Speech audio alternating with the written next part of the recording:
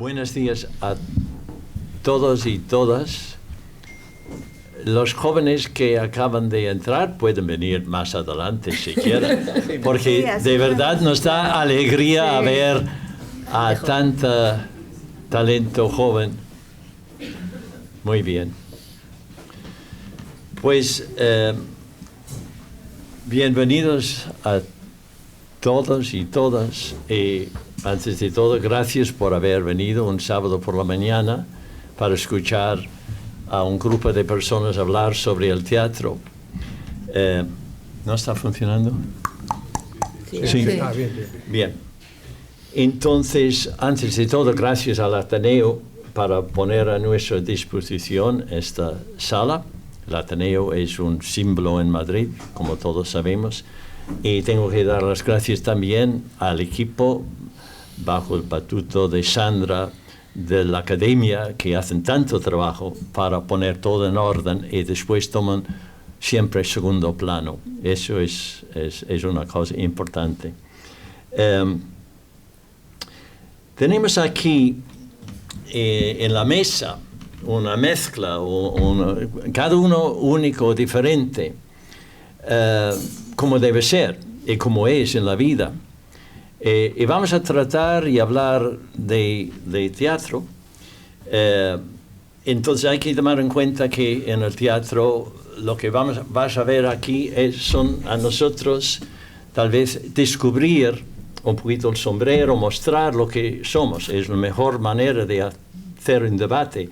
Es muy importante para que vosotros, más que todos los jóvenes que están empezando, entiendan que el teatro es contradicciones, dudas, alegría, confusión, acuerdos, desacuerdos, pero más que todo verdad, sentimientos y claridad. Entonces nuestro objetivo hoy es mostrar y hablar, y forma parte de los encuentros organizados entre las especialidades, y hoy tocamos dirección con autoría. He dividido la mesa. La otra vez que tuvimos un encuentro, tuvimos mezclado todos, pero he dicho, mira, autoría y dirección son dos grupos a veces difíciles de entender, no solamente por los propios autores o directores, pero tú mismo, porque muchas veces hay un debate si el autor es director o el director es autor, y yo no lo sé. Yo creo que al final de todo somos creadores.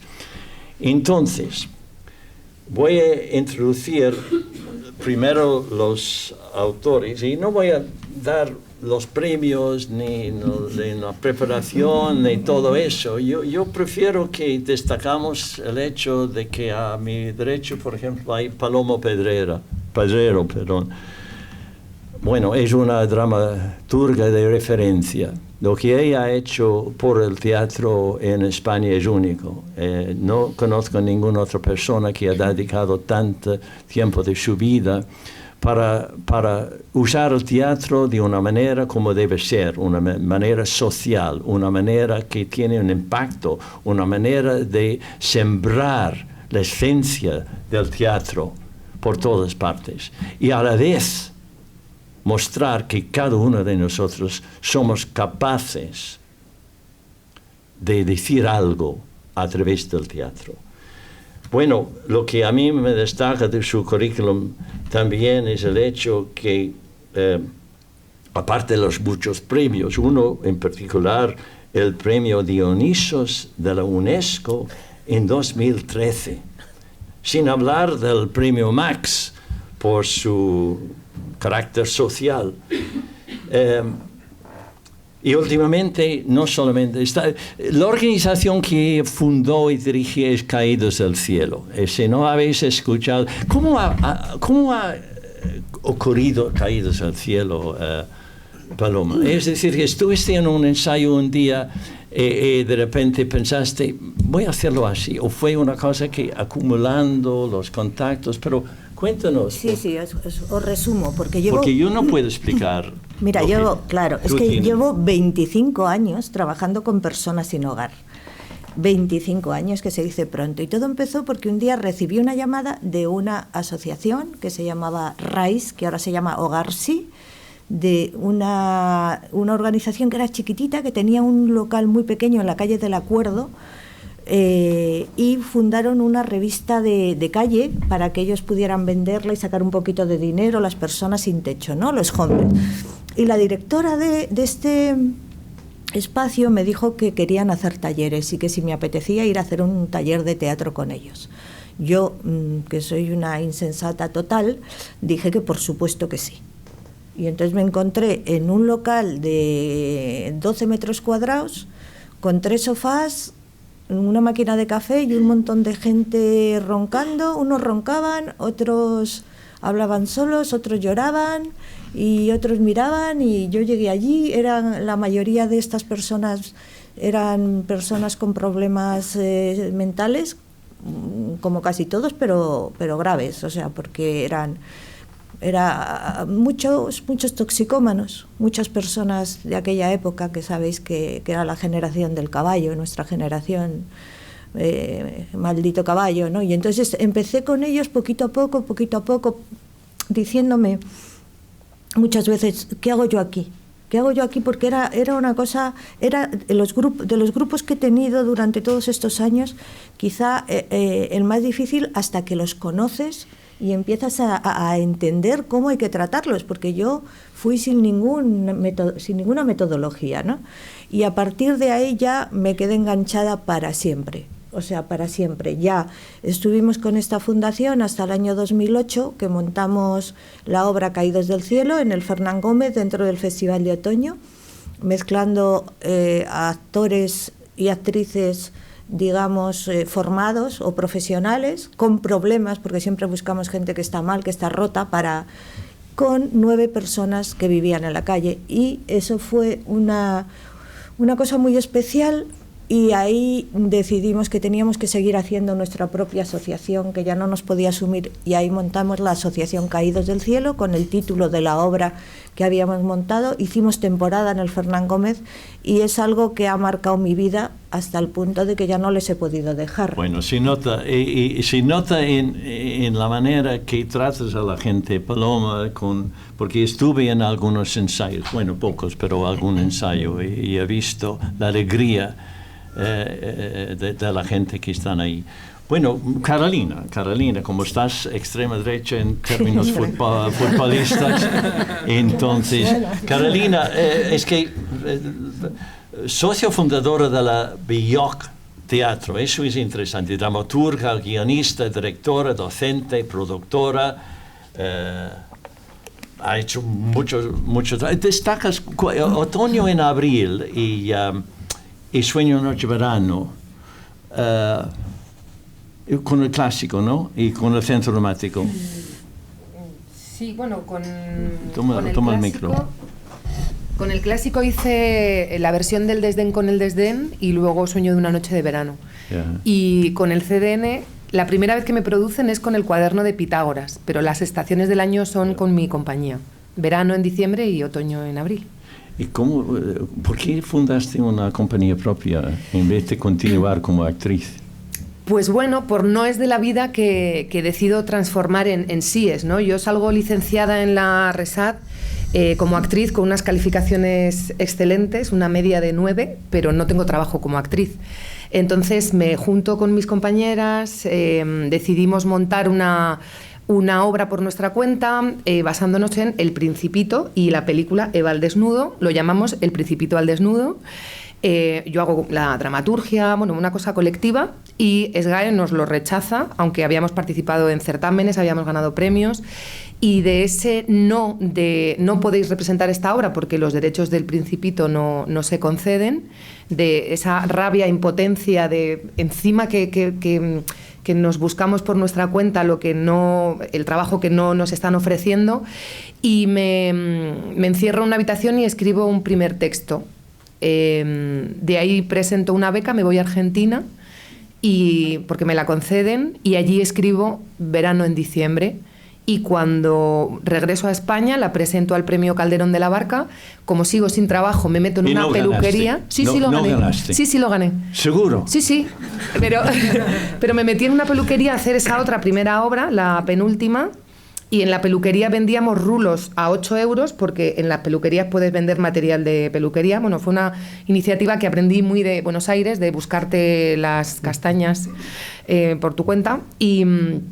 Y entonces, mientras estábamos en la peluquería, todos los días lleno, mi amigo el peluquero que me cedía la peluquería, luego con el rulo la gente iba a cortarse el pelo y él les hacía un descuento. Él tenía clientes nuevos y yo ganábamos la taquilla de esa venta de rulos. Y estando ahí, me dieron el Premio Calderón de la Barca, y con ese dinero de ese premio yo monto Verano en Diciembre en un local con una actriz que iba a ser la abuela, que se llama Carmen Belloc, que como al personaje en mitad del proceso de ensayos, un cáncer terminal, y sabíamos que iba a morir. La sustituye su amiga Lola Cordón, que sigue siendo nuestra abuela de Verano en Diciembre, y ese local de esa compañía, que yo tenía ya una asociación, pero decidimos hacernos compañía, que no tenía nombre, y Carmen Belloc es valenciano, Belloc significa bello lugar, y ese local que cogimos en la calle Peñuelas, dijimos, pues es que es un bello lugar, así que ya está, la Belloc Teatro, y ahí empecé. Pues has ganado muchos premios, pero no voy a contar todos, pero también me fascina que has ido a Alemania, Argentina, Colombia, Uruguay, México, Inglaterra, Italia, pero nunca has ido a Irlanda. No, a Irlanda he ido con mi amiga Viviana Monge a cantar en la calle con la guitarra. Entonces, pero tiene que figurar pero en tu ahí no, tocábamos, y con el dinero que sacábamos veíamos cosas de teatro. ¿Tocabais con dramaturgia? Sí, no, porque cantábamos canciones de Ella baila sola y tal, ahí a dos voces, que la gente decía, pero no eran temas propios. Juana, bueno, Viviana sí. Juana Escabias, perdón. Se puede notar que a veces con los acentos no domino perfectamente, pero Escabias.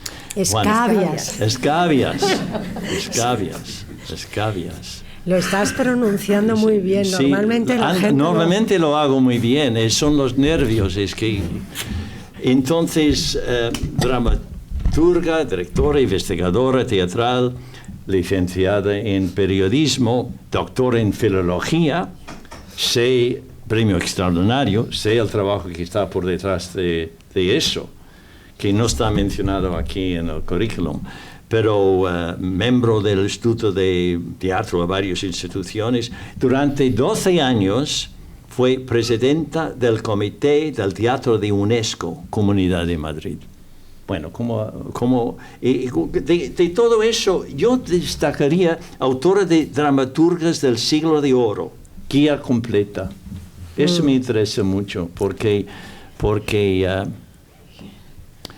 aparte de los que son más conocidos, ¿has encontrado grandes obras que no han sido estrenadas todavía? Sí, bueno, yo habéis escuchado a Paloma y a Carolina, y vengo del mismo mundo, del mundo de las dificultades. La cultura, lamentablemente, en este país es un páramo de dificultades. El muera la inteligencia se debe haber, aquel de Millán Astray, se debe haber quedado en el ambiente. Y como yo he sufrido también muchas dificultades como dramaturga, como directora de escena, para poder hacer mis trabajos, ahí me di cuenta de que había que desarrollar al mismo tiempo que yo luchaba por mí misma, una lucha por los demás, una lucha solidaria por poner en valor el trabajo de los demás. Has nombrado el premio Dionisos. Hace un momento que tuve el honor de presidir el jurado que le concedió el premio Paloma, y en esa lucha por reivindicar la cultura de los otros, yo creo que es una lucha necesaria y generosa, en un momento de mi vida topo con las dramaturgas del pasado. No nos enseñaron nunca que en España había dramaturgas, nunca. Yo las conocí en Estados Unidos y dije, ¿cómo puede ser esto? Me indigné. Dije, voy a investigarlas, voy a sacarlas adelante. tuve todo tipo de dificultades, incluidos que los directores del departamento donde yo estaba haciendo filología se negaron a que yo estudiara eso, porque, esa basura, ¿a quién le importa? Afortunadamente, yo tengo bastante tesón y cuando sabes que vas por el buen camino, insistes.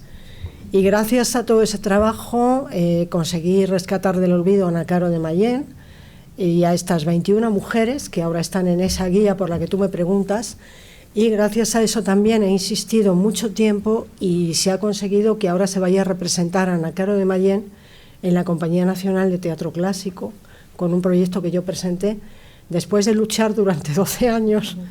Ahora va a ir a la sala grande, no va a la pequeña. Pues enhorabuena, me alegro mucho. Mira, voy a pasar ahora al lado de mi izquierda, entonces, de los directores, pero os pido una cosa. Sé que cada uno es autora y directora también. Por lo menos la primera parte de este encuentro, que llevan solamente el sombrero de la autora. Porque si no vamos a meternos en un laberinto que es como el laberinto de Venecia, perdido y no sabemos dónde vamos a estar. No obstante, que hay contradicciones y podréis saltar cuando queréis, es decir, cambiar el sombrero, pero para tener cierta objetividad hablamos de autores por un momento.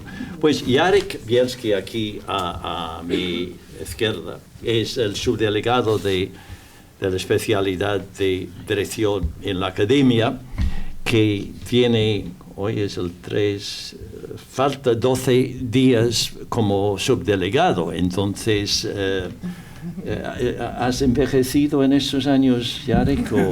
Mucho, bien. Bueno, es de Polonia. Es director, profesor, actor y tiene su escuela en la compañía Réplica.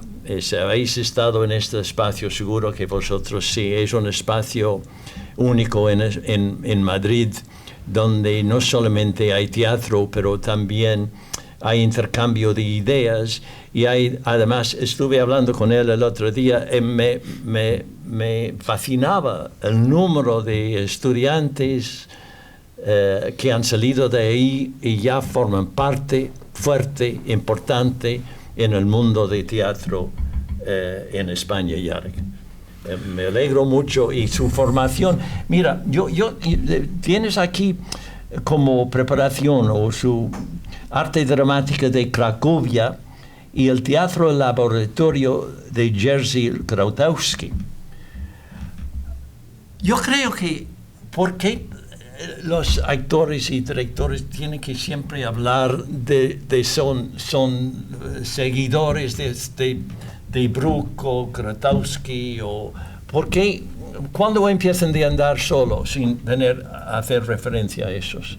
No, yo creo que solos andamos siempre. Lo que pasa que tú tienes que saber de dónde vienes, ¿no? Luego hacia dónde vas no siempre te guía tu deseo, ¿no? Sino las circunstancias. A mí me guiaron las circunstancias a España. Yo nunca pensé que iba a venir a España. Mi formación era Grotowski, claro. Grotowski también estudió en Cracovia. Entonces, claro, es como continuidad de cierta forma de afrontar el teatro, ¿no? Porque en Polonia solamente hay 3 escuelas: Varsovia, Łódź y Cracovia. Wrocław es otro cuarta escuela, que es una filial de Cracovia. Entonces, claro, mi formación de alguna forma me llevó a Grotowski, y Grotowski de alguna manera me llevó a España. Y aquí, cuando llegué a España, para no alargarme, decidí simplemente que no quería seguir camino de mis compañeros que estaban todo el tiempo pegados al teléfono o buscando en un bar, una cafetería, en un sitio, en una discoteca, incluso para contactos y buscar trabajo y pedir. Y digo, bueno, yo aquí tengo que vivir de mi profesión, para eso la he elegido, y desde el principio me dediqué a enseñanza y a dirección, intentando hacerlo primero en Pamplona, que me parecía un sitio fantástico. Durante 3 años hice ahí 3 espectáculos, incluso lo llamaron los críticos la trilogía polaca, en los años 80. Luego también se formó el Instituto de Teatro de Asturias, del Principado de Asturias, y también formé parte de la formación de este instituto, y durante muchos años, casi 10 años. Y al final, bueno, me llevó aquí a la RESAT, entonces coincidimos en Torrelodones, en la escuela de Bono, y luego en la RESAT durante 10 años en dirección escénica, pero mientras tanto decidí formar mi propia compañía y propio teatro, porque esto era la idea, ¿no? La estabilidad para mí es fundamental. Estar de gira me parecía siempre una cosa extraña, que estás haciendo un trabajo enorme y el público cada vez viene, no tienes una continuidad, no tienes una sensación de continuidad. Y la continuidad y un proyecto artístico para mí es fundamental para poder crecer y cambiar, porque el mundo cambia y nosotros también cambiamos y queremos que la gente cambie con nosotros. Bueno, Marta Eguilior, aquí, que yo conocí por primera vez hace, un par de años, creo. Y lo que más me fascinaba de ella fue su energía y sus ganas de hacer cosas. Entonces, eso me parece un elemento muy importante para cualquier director, sea joven o ya más madura. Marta es de Bilbao y se ha dedicado mucho a dirigir ópera, pero ópera por todas partes, es decir, ha viajado muchísimo haciendo ópera, y seguro que eso va a salir en nuestro debate. Pero tengo que citar algo aquí que me parece que tienes que explicar un poquito. Eso es de la revista Opera Life. Madre mía, ¿qué pasa? Bautizado por la revista Opera Life como la enfant terrible de la ópera en España,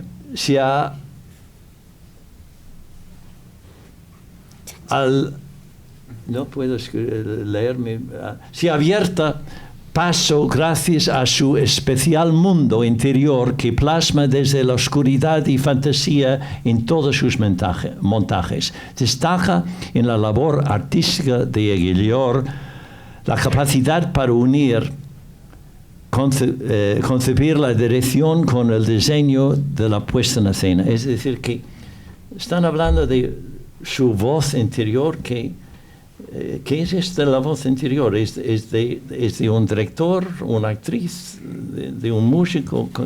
¿La voz interior mía o la voz interior de la publicación? La voz interior tuya. Están hablando ya no desde la parte de música, ni de la parte de dirección, ni de la parte de interpretación o de escenografía, sino de la artista, ¿no? Al final creo que tú quieres separarnos, directores y autores, ¿no? Pero al final creo que... No, he separado a ellos, no he separado a vosotros. Creo que es lo que nos puede, lo que puede mostrar lo especial, ¿no? Que tengamos todas esas cosas. A mí, por ejemplo, ser actriz me ayuda a dirigir, me ayuda realmente a ser una buena directora. O sea, si no hubiera estudiado arte dramático no sería la directora que soy. Y concebir, por ejemplo, el diseño de puesta en escena, el diseño de escenografía, me ayuda a dirigir también. ¿Por qué? Porque antes lo comentábamos, ¿no? Sabiendo cómo para muchos cantantes la interpretación es complicada, desde el diseño de la escenografía se les da la mano, ¿no? Se les ayuda. No sé si te he respondido, yo creo que no he respondido a la pregunta. Me has respondido tal como pensaba. Si alguien me hubiera hecho la misma pregunta, me hubiera sentido absolutamente perdido. Sí. Porque el artista tiene su subconsciencia y conciencia. Mucha gente habla de él, le dicen a él y no te reconoces a ti misma. Entonces, por eso la contradicción que he dicho antes y la duda. Entonces, Roberto ha venido precisamente hoy desde Tenerife para estar con nosotros. Es decir, que tenemos un panorama muy diferente, tanto de géneros, de geografía, Y Roberto se interesa en la poesía escénica, el arte de acción, lo performativo, lo experimental, lo postdramático. ¿Falta algo? Y además ha escrito ¿cuántos libros? Muchísimos, 66 publicaciones. 69. Pero primero me gustaría saber un poquito cómo está, en breve, pero sí, cómo está el teatro en Canarias ahora, para que podamos buscar trabajo estos jóvenes que están aquí. ¿Hay espacio para ello? Bueno, siempre en Canarias siempre hay espacio para quien quiera venir, ¿eh? Nosotros nos encanta recibir la voz del turismo ahora. Nos encanta recibir a la gente siempre que se porte bien también, dicho sea de paso. Bueno, tenemos una pequeña industria, por decirlo de una manera, muy cimentada también desde lo público. Y bueno, con la pandemia pues realmente se estancó, ¿no? Ahora estamos empezando a salir a flote poco a poco y cuesta. Hay incluso nuevos programadores, en fin, va siendo complicado, pero bueno, ahí estamos. Y bueno, hay muchas compañías, hay gente que hace cosas de distintas formas, de distintas maneras. A mí me interesa mucho más lo postdramático, lo performativo, el arte de acción, todo este tipo de cosas, ¿no? Que he estudiado de diferentes maneras. Yo no tengo formación en arte dramático, soy filólogo, jurista también. Lo que pasa es que la necesidad, pues al final va abriendo puertas mentales y espirituales allá donde uno lo necesita. Y empecé siendo autor, sigo siendo autor, por supuesto. Y doctor en filología. Doctor en filología también. He sido dramaturgista. O sea, fui poco a poco acercándome a la dirección hasta que ya es imposible salir de ella, ¿no? Y después también le he dado mucho a la investigación académica. Soy profesor de la Universidad de Las Palmas y tutor en la UNED. Y bueno, pues he ido construyendo un poco lo que es los sueños, las imágenes, no sé, mi mundo de alguna manera. Y hasta que ya llegó un momento en que necesitaba dirigir todo eso yo, ¿no? Entonces, con lo cual me resulta un poco difícil es decir, no he dirigido textos de otros, sino textos míos solamente, ¿no? Para mí la dirección recae en la necesidad profunda de dirigir lo que quiero hacer. Y eso me ha llevado. Probablemente, si no fuera por eso, no dirigiría, ¿vale? Aunque le estaba comentando a ella que creo que me costaría mucho menos dirigir textos de otros que los míos, ¿no? Tengo esa sensación, ¿no? Resultaría una gran experiencia, ¿no? Y bueno, también compongo música para mis obras, la escenografía, en fin, hago todo. Es como una creación escénica total. Y para finalizar, pues también me gustaría un dato importante, que esos intereses que les he comentado, esa, digamos, genealogía, también la he investigado, ¿no? He querido, digamos, no solo decir, bueno, estoy en este punto, sino conocer el pasado, por qué estoy sintiendo así y necesito crear de esa manera, ¿no? Con lo cual he estudiado la tradición del teatro de vanguardia, sobre todo en Europa y América, desde finales del 19 hasta hoy, en fin. Y he hecho muchos ensayos también, muchos artículos de investigación, libros y demás, ¿no? Con lo cual, para mí todo está como muy relacionado, ¿no? Marta, una de las cosas que no he dicho es que has estudiado en Buenos Aires. Correcto. Exactamente. Sí. ¿Y cómo has llegado a dedicarte a la ópera?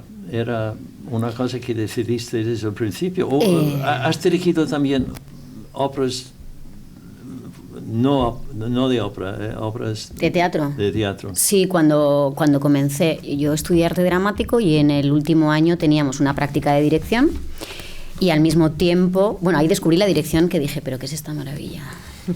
Me hayan engañado. Esa era la parte divertida. Y al mismo tiempo, en clase de canto, que teníamos canto en la formación de arte dramático, la profesora de canto nos puso un vídeo de una ópera, que era La flauta mágica, de Mozart, un aria, el aria de la Reina de la Noche. Yo vi ese vídeo, me enamoré, me quedé loquísima con lo que estaba viendo, dije, yo quiero hacer esto. Y justo como era el último año, yo no tenía tampoco muy claro qué iba a pasar después de la carrera. Y me iba a buscar la vida, como todos hemos hecho. Pero bueno, me pedí una beca, me la concedieron y me fui a estudiar dirección de ópera a Argentina. Así, es un poco el resumen. Muy bien. Pues veis que el destino nunca se sabe qué pueda pasar. Lo más importante son la gente, es decir, conocer a la gente. Por eso hemos conocido bien, creo, o más, no solamente de un currículum de premios y de estudios, pero la gente que están aquí. Bueno, la primera pregunta que tengo para vosotros es, pensando como autoras, ¿hace falta directores? ¿Qué se hacen falta? Qué preguntitas. Bueno, yo pienso que el que solamente es ser autor de teatro nunca es para dejarlo en un cajón. Si no escribirías novela o dejarías que la experiencia del lector sea en su casa. Si escribes teatro, yo creo que es con una voluntad de que esté encima de un escenario. No soy solamente autora, pero si me pongo en el sombrero, como has pedido, de ser solamente autora, yo creo que el miedo más grande que uno puede tener, o sea, es que cuando entregas tu texto a un director, puede sublimarte o empobrecerte. Y creo que ese es el temor más grande cuando un autor Entonces, ¿no confíes encarga en los directores? Sí, o sea, yo confío, es lo que digo, yo me he llevado experiencias porque he visto mis textos dirigidos por otros y en otros países, y me he llevado sorpresas gratas donde me han sublimado, y me he llevado también, bueno, decepciones. Siempre es un orgullo que te monten, pero he sentido esta vergüenza de que tus palabras, dichas con una intención que tú no has pensado como autora, quieras hacer un agujero y aparecer en Australia, porque te da vergüenza. Y que luego eso muchas veces a mí me pasa con la crítica, ¿no? Que de repente la crítica, y lo digo cuando sí estoy con el sombrero de las dos cosas, mezcla cosas de la dirección que parecen fallos de autoría, y hay veces que dices, esto si se hubiera dirigido por otro lado, o al revés, ¿no? Hallazgos de dirección que se los cuelgan al autor, y dices, no, esto es porque el director ha tenido un ingenio y esto así ha funcionado, pero el autor no tuvo ese hallazgo. Entonces, bueno, yo creo que con el sombrero único de autora, creo que desearía que los directores montaran mis textos, pero sé que sentada en el patio de butacas me mordería las uñas a ver qué ha pasado con ese texto. Juana. A ver, sí son necesarios. Cuidado que hay muchos directores aquí. Sí, me pueden apedrear. Como punto de partida es absolutamente necesaria la existencia de la figura del director. Y ahora voy a explicar por qué. Shakespeare no pensaba así. Shakespeare también pensaba que en el teatro no hacían falta mujeres sobre el escenario. No, Shakespeare no. Fue el gobierno de acá, no fue Shakespeare. Pongan mucha culpa en Shakespeare, como ejemplo, que era racista, que era machista. No es verdad. Si tú ves a Shakespeare, los mejores personajes de Shakespeare son todos mujeres. Y tienen más coraje, más ovarios, para decirlo, cojones, no sé cómo se dice, perdón el lenguaje, pero no ponga la culpa en Shakespeare. Shakespeare, en El Mercader de Venecia, ¿quién es el gran personaje ahí? Son dos, Porcia y Shylock. Y los únicos que podrían estar en el nivel inteligente en esa obra, los demás, los hombres son todos machistas, pero es Porcia y Shylock. La tragedia de Mercader de Venecia es que Porcia no se casa con Shylock.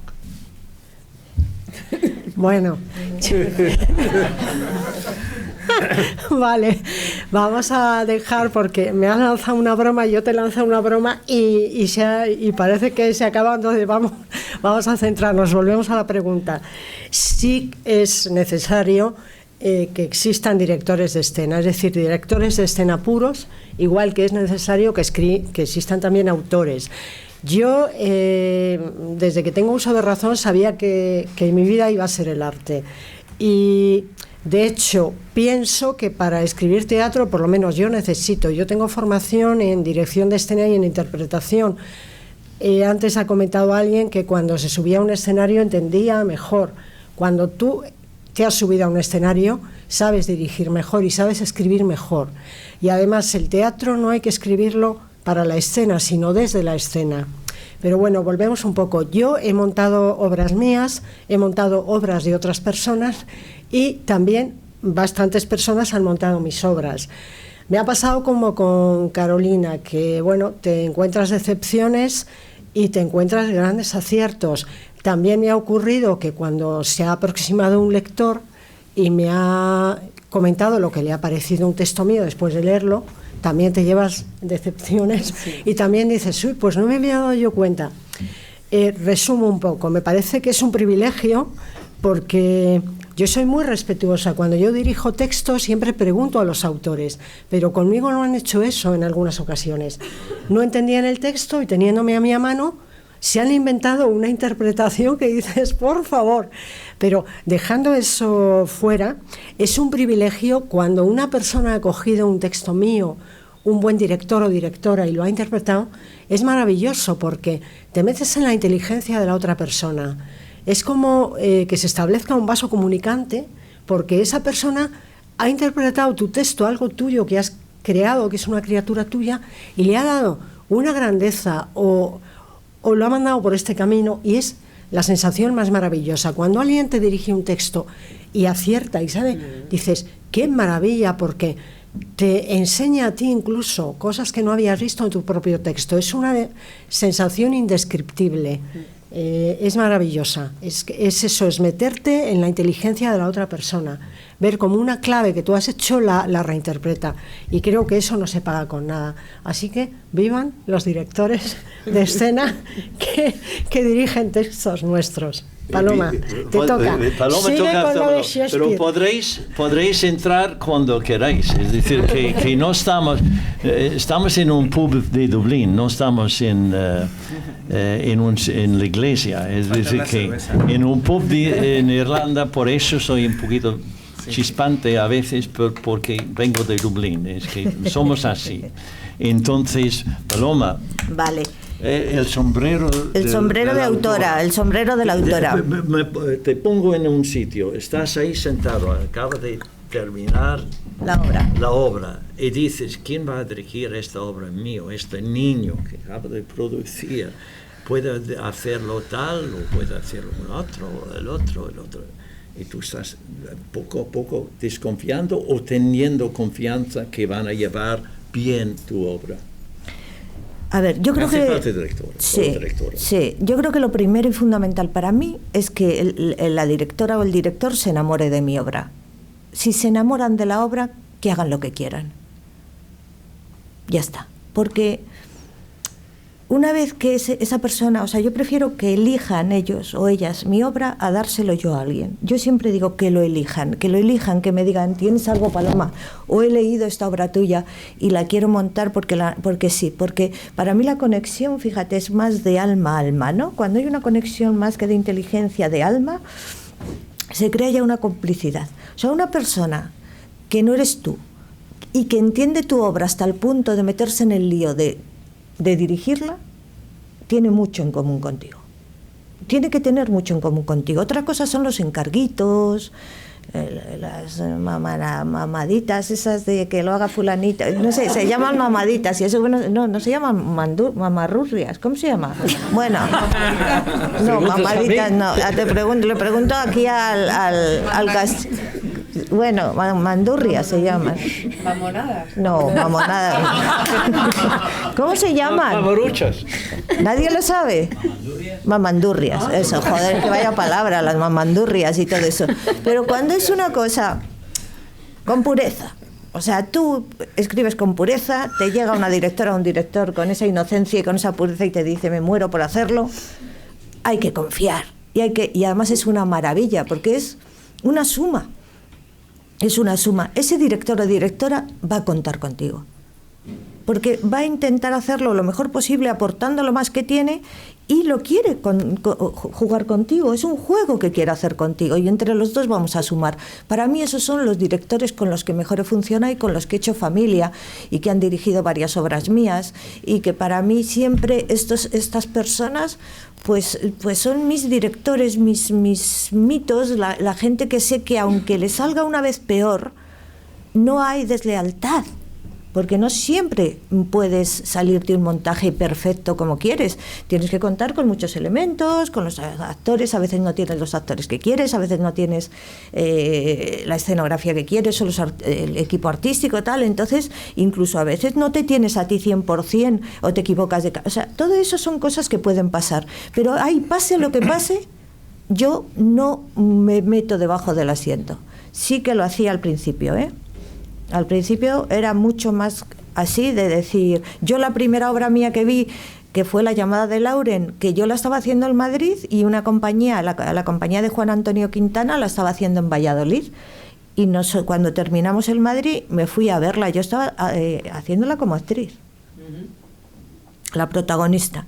Y fui con mi director y con mi marido de aquel entonces, me senté que eran dos maestros míos, eran dos personas más mayores que yo, muy maestros míos, y yo recuerdo, yo no sé dónde acabé, pero yo me fui metiendo así en la butaca, cada vez más abajo, más abajo, más abajo. Yo creo que me tuvieron que sacar de los pelos para arriba, yo no sabía qué decir, y era un buen montaje, ¿eh?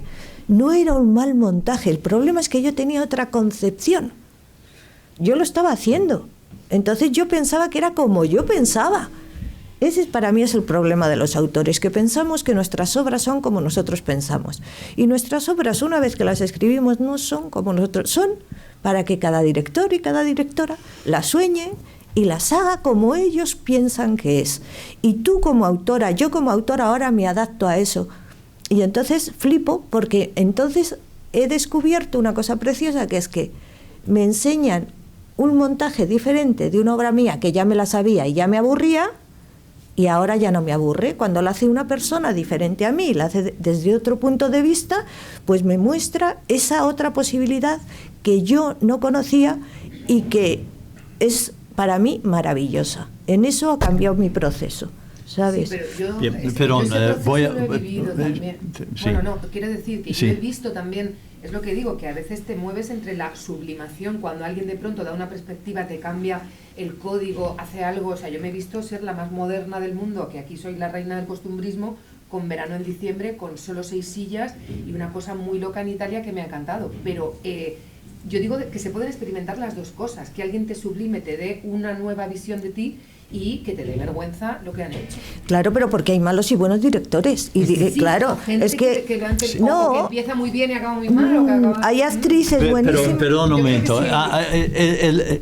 Me parece muy interesante el debate entre vosotros sobre este tema, pero tenemos que concentrar también en el hecho de que al final es la realidad, la claridad y el sentimiento. Entonces, dentro de este panorama. Carolina. Sí, no, pero que por debate sí que la frase que ha dicho Paloma de que las obras son como nosotros pensamos, y digo que no, que a veces no son como pensamos y nos gusta, claro, digo y que otras veces no son como pensamos y no nos gusta lo que han hecho. Claro, lo que he dicho es que no son como pensamos. Tengo que dar la palabra a los pobres directores. No me extraña que no queráis estar con los autores, porque no dejamos hablar. Está bien, me alegro mucho que estáis de desacuerdo o un poquito en desacuerdo. Irlanda es un país de autores. El director tiene secundario. Entonces las noticias, los laureles van a los autores. Entonces hay que tomar en cuenta Nueva eso. York tiene la culpa. Entonces, no, Nueva York. Estuvimos escribiendo antes que existía Nueva York, en tiempos de los vikingos. Pero yo quiero decir algo sobre este tema. Bien. Porque eso me parece importante. Lo que yo creo que, bueno, aquí a lo mejor meto un poco de cizaña, ¿no?, al fuego, porque es verdad que para mí una obra escrita es una obra inacabada, porque está escrita no para leer, sino para representar. El director tiene obligación de ponerla en pie, ¿no?, ponerla, digamos, escenificarla. Lo que pasa es que hay directores malos y directores buenos. Hay gente, yo que me dediqué a enseñar a los directores, sé lo que se, digamos, de alguna forma debe exigir de un director, ¿no? El problema de muchos autores es lo que acabas de decir, Paloma, que uno piensa que su obra, el mejor que va a hacerla es él. Sin embargo, hay un concepto limitado, porque tu concepto del autor es un concepto de la palabra, a través de la palabra. Y el director debe, sobre todo, manejar el lenguaje escénico, ¿no?, que, digamos, la palabra es una parte de la comunicación teatral, ¿no? Luego existe el resto que el oficio del director debería de ampliar, potenciar. Lo que pasa que no ocurre muchas veces así, porque no hay muchos directores, porque la mayoría de los directores de este país son, bueno, a ver quién dirige, tú, porque tú tienes más experiencia, o tú tienes... Claro, así funcionan las compañías. Y yo lo digo porque durante 10 años me dediqué a enseñar a los directores, a los futuros directores. Y, por ejemplo, me sorprendía siempre que aquí se dice que el director tiene que ser primero actor. Yo digo, no es verdad. En Polonia, por ejemplo, la mayoría de los directores no son actores, son gente que viene de otros medios, son pintores, artistas, escenógrafos, digamos, literatos, filósofos, es decir que, y ellos de alguna forma pero tienen que formarse como directores. Hay una formación durante estudios que, claro, que tienen que pasar por ahí, porque si no, tienen que, dominar lo que es el lenguaje escénico, lo que es el significado, lo que es la semiótica teatral, lo que es la proxémica. Son todos estos aspectos que de alguna forma potencian la obra de teatro. Pero para mí, desde luego, el texto es fundamental. Yo siempre recurro al texto, siempre busco la palabra que me inspire para poder crear el espectáculo. Desde luego, ahí el problema es que tal vez lo que tú decías, Carolina, que es verdad, el costumbrismo parece ser que tiene solamente un eje, una interpretación, una forma de verlo en el teatro. Y yo creo que en España sí hay mucho costumbrismo, ¿no? Este es y por eso tal vez, pero también hay que reconocer que la figura del director en España ha aparecido casi 100 años más tarde que en el resto de Europa, ¿no? Entonces, claro, esa tradición también está un poco reciente, ¿no?, prácticamente. Bueno, estamos con la pregunta que he hecho a autores. Tengo una pregunta para vosotros, pero lo voy a suspenderlo un momento. Roberto, ¿tú quieres decir algo? Sí, con respecto a este tema, ¿no? Porque tenemos que... tengo que recordar las palabras que no he tirado esas palabras sin pensarlos. Contradicciones, dudas, alegría, confusión, acuerdos, desacuerdos. Es fundamental. Por cada cosa que estáis escuchando desde esta mesa, esta mañana, hay una contradicción. Y la contradicción es válido también. Pero siempre siguiendo las pautas de claridad, verdad y sentimientos. Hacer sentir. Es decir, la única manera que podemos guiarnos como autores o como directores es tener en mente el objetivo de qué es el teatro. Pero lo demás tiene que ser un caos, Roberto. Bueno, yo creo que el caos está en todas partes, ¿no? Pero bueno, antes que nada citó ella a Viviana Monge, de Tenerife también, una gran dramaturga. La obra de Principito Alenor era preciosa. ¿La viste? Sí. Excelente actriz también, compositora, cantante, bueno. ¿De quién estás hablando? Viviana Monge, la amiga que citó. Ajá. Bueno, en Canarias hay mucho talento, ¿eh? Aquí a lo mejor no llega. Dígala mucho, a ellos no que porque entiendan. Pero allí hay mucho talento, ¿eh? Que lo sepan. Si no, les invito a que pasen por allí. Muy buenos edificios, teatros, en fin, hay muy buenas infraestructuras, ¿no? Julio también lo sabe, que ha ido alguna vez por ahí. Bueno, vamos a ver, aquí es que hay varios temas que hay que creo que hay que matizar profundamente. Bueno, yo creo que, por ejemplo, la figura del director, para empezar, no vino tan tarde, o sea, ya a principios del siglo XX ya habían directores, ¿no? En España me refiero. Después, por ejemplo, también un tema que me gustaría aportar aquí es la cuestión de ese teatro imposible que todavía sigue existiendo y el excesivo realismo que hay en España, que de toda su historia, ya desde Cantar del Mío Cid, o en fin, que lo más maravilloso que hace el Cid es matar un león, ¿no? Cuando en las tradiciones épicas de Homero o del norte de Europa habían seres fantásticos, en fin. Estamos sujetos en este país al realismo y a la muerte no solo de la inteligencia a veces, sino de la fantasía, ¿no? Y de la imaginación.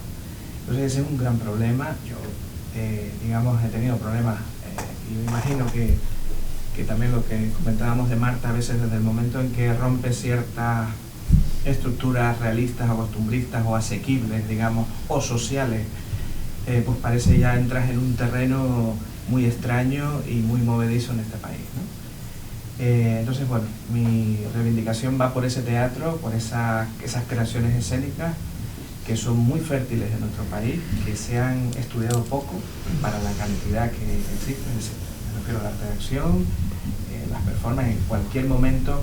Si ahora decimos, y eso también es teatro, eso también son artes escénicas, y eso también tiene procesos de dirección, procesos de interpretación, es decir, no son cosas raras, ¿no?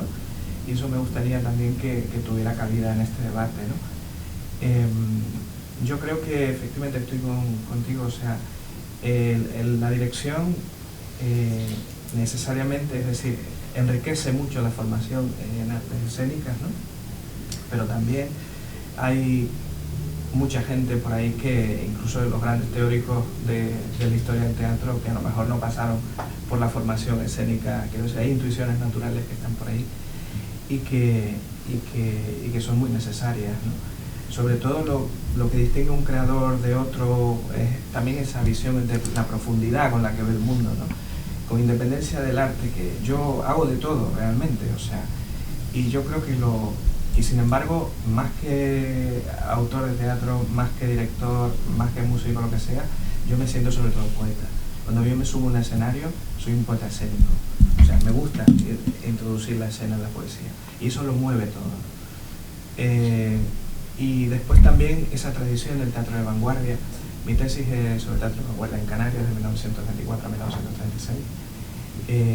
Y también sería interesante destacar todo ese teatro que ha quedado en la historia española olvidado, no solo la dramaturgia del siglo de oro, que es maravilloso, sino hay un teatro también que ha sido relegado y ha sido, digamos, condenado al olvido en nuestro país, que es todo ese teatro de vanguardia, todos esos intentos, digamos, para decirlo de una manera muy resumida, el intento de los poetas de tomar el teatro, ¿no?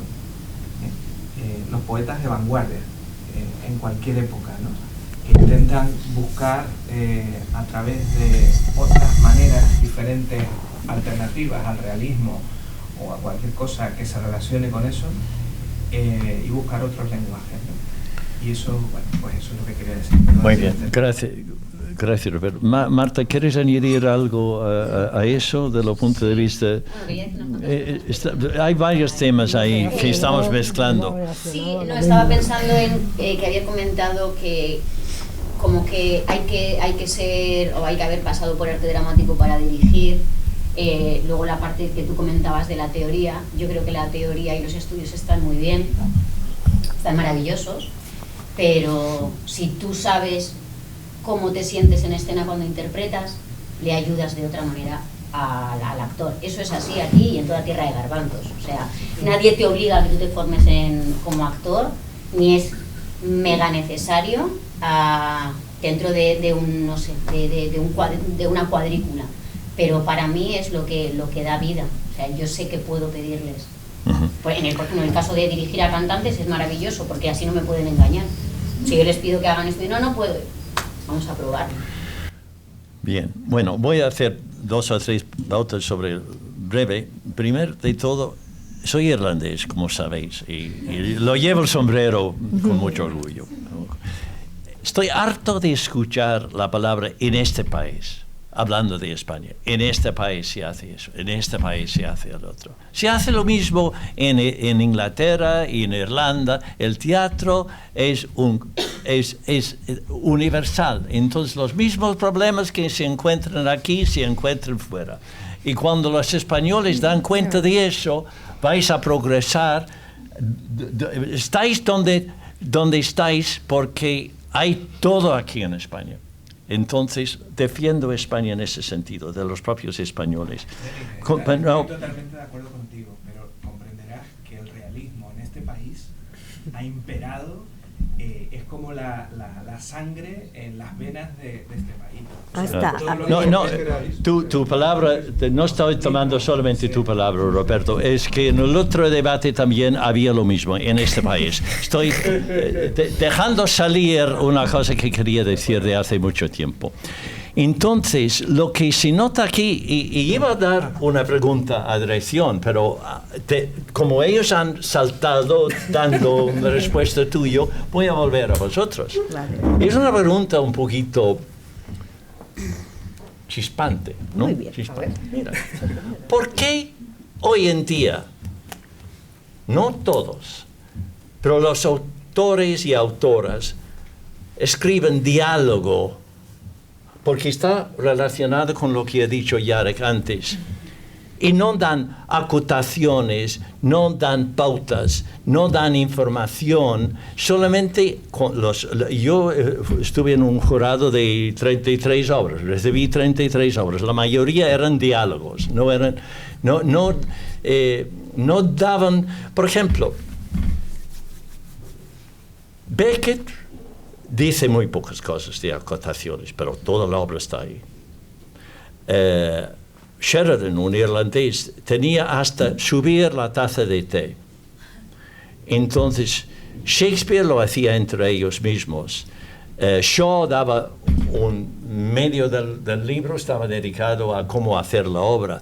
Pero el director, y eso va con esto, lo que voy a decir, habéis llegado a un texto a veces diciendo, ¿por dónde voy a ir con este texto que no me dice eso, el otro? Entonces, yo creo, después me van a matar, pero yo creo que hay demasiadas obras ofrecidas por los autoras y autores hoy en día donde no dan suficiente información a las personas que tanto los lectores que los autores. ¿Empiezo? ¿Por qué? Bueno, yo cuando escribo pongo muchísimas acotaciones, porque además es una forma de aclararme.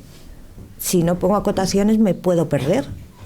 Entonces una forma de aclararme es poner muchas acotaciones, incluso la acotación inicial.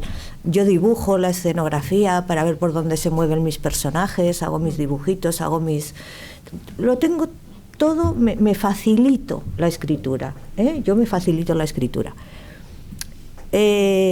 Antes ponía más, pero a mí me pasó una cosa muy, muy curiosa que creo que te va a responder a esta pregunta, porque me ha pasado 2 veces. Cuando a mí me dan el Tirso de Molina, que tenía un jurado muy, muy maravilloso, que casi todos ya, pobrecitos, ya nos han dejado, pero estoy hablando del año 87, cuando yo me reuní con el jurado, yo tenía 29 años, tenía 29 años, ellos eran mayores y los directores me bromeaban y me decían, Paloma, no dirijas la obra con las acotaciones, porque nos estás dirigiendo la obra, tienes que quitar acotaciones, porque nosotros no necesitamos tus acotaciones, con que nosotros tengamos tu obra, tus palabras, tu historia. Y a mí se me quedó muy grabado, porque me lo decía gente muy importante, directores de primera, que me dijeron, no nos dirijas la obra, porque eso nos va a hacer rechazar un poco la obra. Y yo entendí este mensaje y dije, bueno, pues entonces yo voy a seguir poniendo acotaciones las que yo necesite, pero luego cuando yo vaya a publicar el libro, lo que voy a hacer es dejar solo las que son imprescindibles. Esas acotaciones que si no las pongo no se entiende la obra. Y todas las demás que son más de intención, de voluntad, de tal o ese tipo de acciones pequeñas que eso levanta la taza y luego el director dice, es que no le voy a poner una taza. Entonces, ¿para qué me sirve a mí que tú me digas que voy a levantar una taza? Entonces, a partir de ese momento yo hago una especie de trabajo también de comprensión del director y digo, bueno, pues no voy a poner esas acotaciones que a los directores no les van a limitar su mirada de las palabras. Esa es mi idea, ¿sabes? Bueno, vamos otra vez. Y esta vez no nombramos a Shakespeare ni a nada, nos quedamos en este país. A ver... No digas lo de este país. Lo he dicho aposta para provocar, pero Denis sabe que yo le quiero profundamente y ha sido una broma. Bueno, aquí sí que me sirve mi experiencia como directora de escena y cuando he estado en jurados, como dice Denis. Yo hay veces que digo, ¿qué quiere decir esta persona? Porque las frases, es verdad que si no las acotas, si no acotas determinadas intenciones, pueden ser tan abiertas y tener tan dobles sentidos que no te aclaras. Hay un mínimo de acotaciones que tiene que haber, porque si no te pierdes, no puedes seguir la obra de una persona. Y yo muchas veces he echado en falta eso. Me ha ocurrido lo mismo que a él. Cuando he estado de jurado en premios literarios, he dicho, bueno, pues que esto no hay quien lo entienda. Entonces, pero a lo mejor no era por las acotaciones. En algunos casos sí, porque también me ha pasado con obras, cuando he leído obras impresas ya de autores famosos o de gente con determinada proyección, que me faltaba algo, tenía una cantidad de dobles sentidos, esa frase o esa situación que me perdía. Entonces, ahora voy a mi papel como autora, que es un poco lo que nos interesa.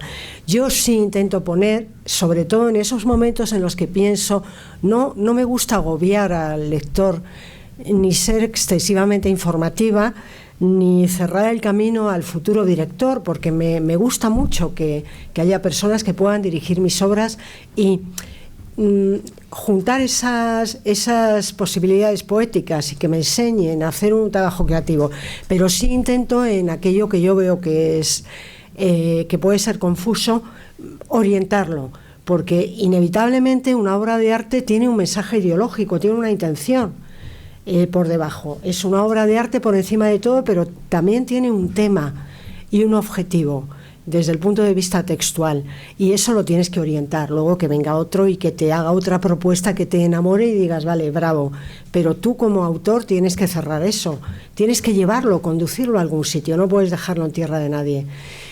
Y creo que las personas que no hacen esto, que no acotan o que no, es porque no se dan cuenta, escriben para ellos mismos, no escriben para los demás. Es un problema comunicativo.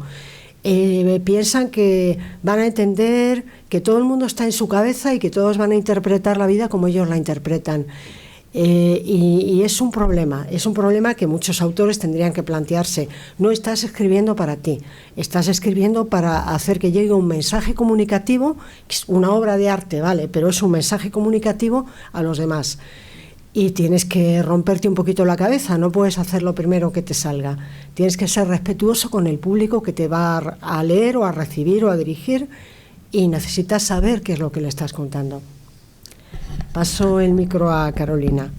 A la extrema derecha, como dice Denis. Pues venga, pues desde la extrema derecha, a mí lo que me pasó, que cuando yo comencé a escribir, como yo no había estudiado el recorrido de dramaturgia, de pronto alguien que sí lo estaba haciendo en la RESAD me dijo una frase terrible que es como, es que tú haces una cosa que no nos dejan. No sé qué profesor o profesora sería, mejor no nombrar a nadie. Dice, pero es que nos enseñan que no podemos escribir acotaciones. Y yo abrí los ojos como platos porque dije, a mí me matas si no puedo escribir acotaciones. También entiendo que yo sé que mis acotaciones las escribe la directora que llevo dentro. Y haciendo un juego de intercambio de sombreros, sí que me gustaría decir que yo necesito escribir con acotaciones porque necesito que lo que pienso esté plasmado en la manera, en el camino que lleva a esas palabras. Pero reconozco que cuando me pongo el sombrero de directora de textos que no son míos, me las salto, porque necesito que la primera experiencia de la imaginación y de la fantasía me venga de lo que decías de... es que claro, puede tener dobles sentidos, eso ponerlo a mi favor, es decir, necesito tener una experiencia más opaca de lo que sucede para que mi fantasía pueda viajar a un lado más rico de lo que ha hecho el autor. Y me ha pasado también en algunos certámenes, como por ejemplo el del español de los combates de dramaturgia, que en el juego que te proponen para la escritura, uno de ellos es que no puedes escribir acotaciones, que yo de primeras fue como... ¡oh! Pero lo diriges tú.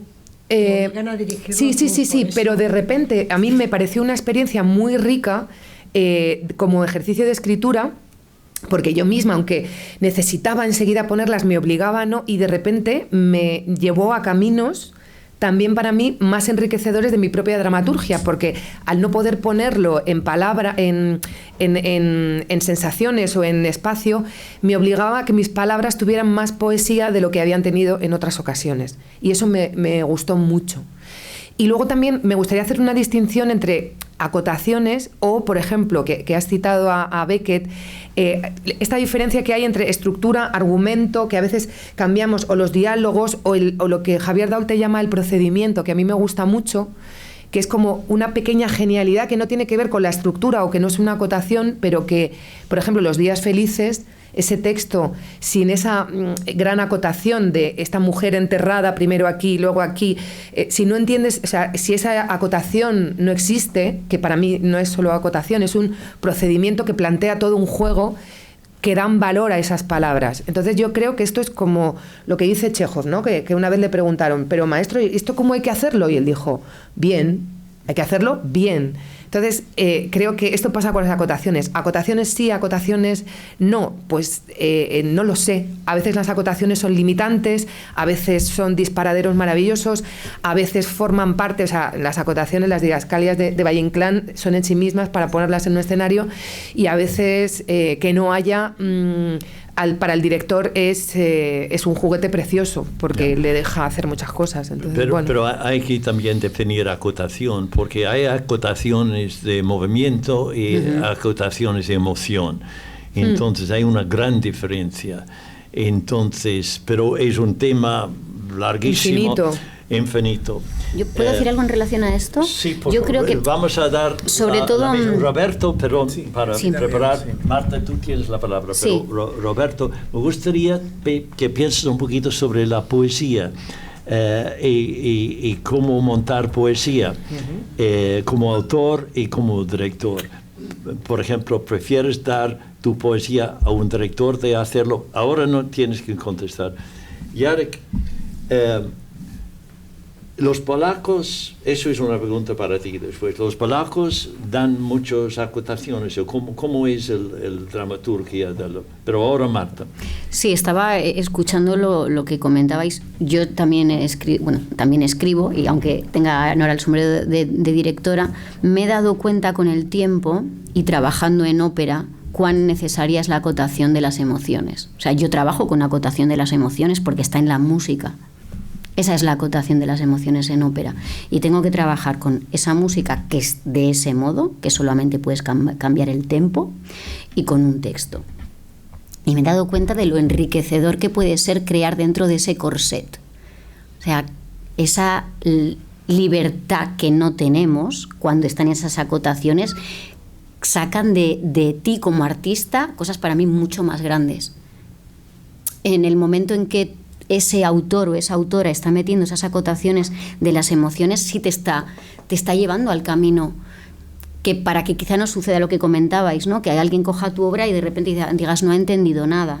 O sea, no es que hay que marcar todo, pero sí le estás dando tú una impronta para que ellos entiendan, aunque luego se la quieran saltar, ¿vale? O sea, luego están las acotaciones de acción que ya, mientras, como pasaba con Puccini, que si no lo dice el texto dicho, pues no cojo la taza. Pero para mí sí que es muy importante como directora encontrar esas acotaciones de emoción, porque una misma frase, es que una misma frase sin esa acotación de emoción se puede decir de 1000 maneras diferentes. Gracias, Marta. Yo respecto a este tema, solamente dos cosas, ¿no? Que es posible que, bueno, es que las acotaciones antes los directores, los autores, eran realmente los directores, daban pautas de dirección. El teatro ha evolucionado, ha cambiado, ¿no? Y desgraciadamente yo creo que muchos autores de hoy que escriben, yo siempre a veces digo para provocar, ¿no? Para un teatro de ayer. Es decir, para un teatro a la italiana, para un teatro para que se vea, ¿sabes? Y muchos directores buscan una visión del texto, algo de mañana, ¿no? El teatro parte del pasado, pero le interesa el futuro, y todo el teatro, toda la obra escrita está dirigida a un público contemporáneo. Lo que pasa que la contemporaneidad, digamos, de los años 20 no es la misma que los años 50 que actual. Entonces, allí donde el director tiene obligación, de alguna forma, dar al texto una digamos, presencia, ¿no? Presencia actual. Pero luego también respecto a estas acotaciones, yo creo que esto es una cosa absolutamente del autor, pero yo creo que yo me centro más, hablando de la escuela polaca o lo que sea, más en la escuela de Bakhtin, ¿no? Que decía que el diálogo en el teatro es cosa de 3, no de 2. Entonces, claro, esto para mí es fundamental, ¿no? Que el director tiene que tener en cuenta que a través del diálogo está transmitiendo una idea. El diálogo se crea para poder transmitir ciertos conflictos, ciertas cosas que no se pueden explicar de otra manera, y las acotaciones no van a arreglarlo, no van a ayudarlo, ¿no? A veces incluso fastidian porque imprimen el punto de vista del autor, que no tiene por qué tener conocimientos teatrales. El autor puede ser, por eso hay muchos directores que recurren a los textos no escritos para el teatro, porque justamente donde allí encuentran más libertad interpretativa, ¿no? Y luego es otra cuestión, que yo creo que hoy en día el problema de las acotaciones el problema de dramaturgia es un problema mucho más grave, porque lo que tú dices, ¿no? Se está surgiendo otro tipo de teatro, y yo creo que vivimos una crisis de la ficción tremenda, es decir, que entonces el teatro está un poco perdido en ese sentido, buscando textos filosóficos, textos, digamos, de dramaturgos, de literatura, poesía. Respecto a la poesía, yo creo que el teatro es pura poesía, ¿sabes? Para mí el teatro es poesía. En Polonia siempre se decía que existe el teatro político y poético. Y digo, vale, bien. ¿Y él decía? Sí. El poeta dramático. Es que eso es lo que iba a decir ahora, entre otras cosas, es que realmente la historia del teatro está escrita por poetas, ¿no? Lo que pasa es que, claro, cuando la novela triunfa empieza a, digamos, desplazar a los poetas, a la poesía, en el siglo XIX, pues lo que ocurre es que también, digamos, el teatro se cuelga en ese barco, y por eso uno de los grandes intentos de los poetas para llegar a volver a tomar el teatro son el intento de los poetas de vanguardia en los años 20 y 30, ¿no? En Europa. Pero le salió mal, porque al final, bueno, ya lo vemos, ¿no? Pero fue uno de los intentos gloriosos en ese sentido, ¿no? Ahora mismo, en nuestro tiempo, pues nos gusta escuchar en el teatro, pues, historias, en fin, y sobre todo, cuanto más alejado de lo poético, mejor. La poesía recae casi en el trabajo del director, ¿no? O sea, el aporte poético o metafísico, o como lo queramos llamar, parece que recae en eso. Por eso yo soy un autor de acotaciones. O sea, yo tengo muchas obras solo de acotaciones, ¿vale? ¿Por qué digo esto? Porque precisamente para mí la poesía escénica en el teatro está justamente en las acotaciones, en la acción. Yo con mis actores trabajo desde la acción, sobre todo, no tanto de la psicología del personaje y estas cosas, ¿no?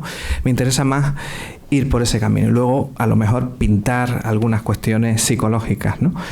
Pero me apoyo mucho en eso. Entonces, claro, yo creo que para mí, en mi trabajo de dirección o lo que fuera, necesito las acotaciones, y creo que con textos, te hablo de mi experiencia desde mis propios textos, que me sirven de guía, me sirven de muchas cosas. Hay cosas que los actores no entienden, yo pongo música irregular y yo sé que mi música no. Entonces, bueno, ese tipo de cosas. Pero yo creo que incluso en la dirección o sea, en el trabajo de dirección, las acotaciones siempre enriquecerán con independencia de que uno las asuma o no, y creo que es un gran error que en las escuelas de teatro se evite, digamos, a los autores esa situación. Eso me parece una mutilación de la libertad creativa tremenda, ¿no? Y yo creo que un director que tenga inquietudes de todo tipo, siempre esas acotaciones le ayudarán a conectar con el alma del autor. Y con respecto a los textos, yo creo que ningún texto es imposible, ningún texto es difícil. Yo creo que es importante conectar. A mí me interesan muchísimo los textos difíciles de la historia. De hecho, he tratado de estudiarlos para intentar conocer sus mecanismos internos y demás, ¿no? Entonces, yo creo que los directores no debemos tenerle miedo a esos textos complicados y pensar que no va a haber público para ellos, ese tipo de cosas. Yo creo que hay que expandirse, ¿no? Y eso creo que es muy importante para la sociedad, para la historia, para las inquietudes del mundo. Antes y a cabo, por ejemplo, si cualquier creador, llámese Rodrigo García, por ejemplo, creaba una pieza con muchos contrastes y muchos hilos, digamos, que podrían ser también surreales, ¿no? A lo mejor se entendía como un teatro raro. Ahora vamos a cualquier red social y la juventud entiende precisamente el contraste con mucha facilidad. Es decir, no hace falta crear una historia como lo hacía Aristóteles o, en fin, crear todo ese tipo de cosas, porque parece que se nos va un poco el hilo del entendimiento de las cosas. Entonces, bueno, yo creo que hoy en día hemos avanzado en esa capacidad de poder entender textos complejos y difíciles, y creo que es un nuevo tiempo para poder asumirlos como directores o como autores o lo que sea. Gracias. Estamos acercando a un momento en que tengo que cortar para escuchar preguntas. ¿Pensáis vosotros en preguntas? Porque es el momento. Pero quería decir una cosa solamente. Sí, pero sí, claro.